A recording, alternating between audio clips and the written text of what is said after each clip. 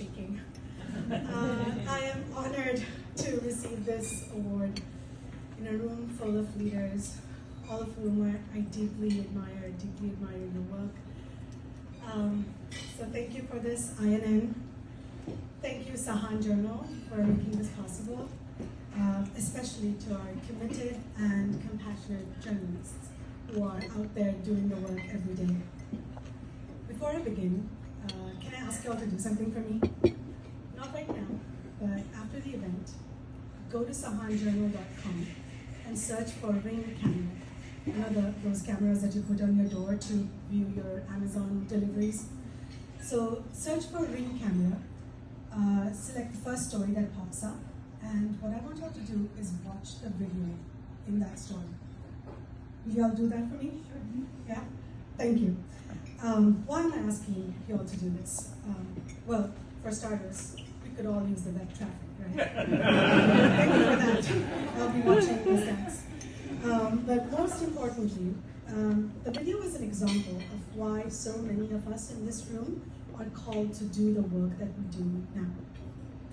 When you click on that link, what you will see is an ICE agent in body armor talking to a 5-year-old boy. He calls me buddy. The 5-year-old boy opens the door. The agents call out to his father, Chianang Vu. Mr. Vu comes to the door. The agents arrest him in handcuffs in front of his family, right in his driveway, and take him away. Mr. Vu is one of 15 Hmong Minnesotans who have been targeted to be deported to Laos this summer. Sahan journalist Caitlin Vu covered that story. When she found out that not a lot of people were willing to talk to her. Mr. Vu himself had stayed silent, but all that changed when her story came out and he read her reporting. When that happened, he not only decided to share his story with us, but he shared that footage. That video got more than 100,000 views, and it shook our community because of the cruelty that it exposed. All because Mr. Vu trusted Caitlin. And that trust is everything. The trust between the community and the reporter, and the trust between the reporter and their organization. Caitlin was in college when she first wrote for us. She joined Sahan's staff as an RFA core member. And now she covers one of our most important beats, that's immigration. I am not her editor, clearly. But I know her journey. And I know the journey of all our journalists because it is my job to make sure that they are supported and that they thrive in the workplace. You see, newsrooms like ours that elevate stories of immigrants and underrepresented communities, they carry an enormous responsibility under enormous pressure.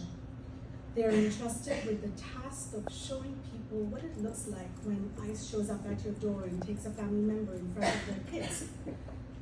This is difficult, but consequential work, and supporting the journalists who do this work is consequential as well.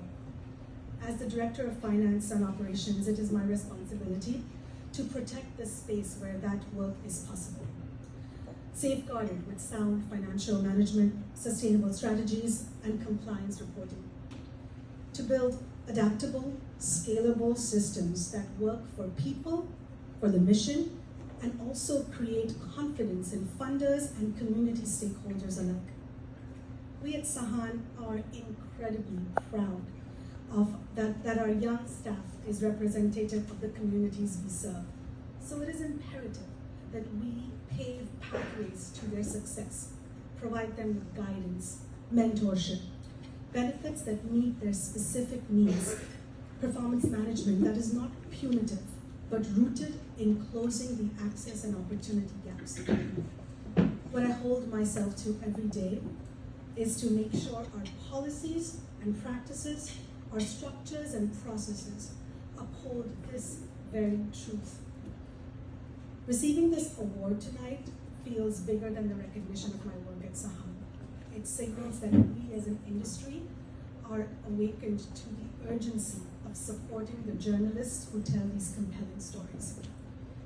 I accept this award with gratitude, but also with resolve that our journalists never have to carry that weight alone.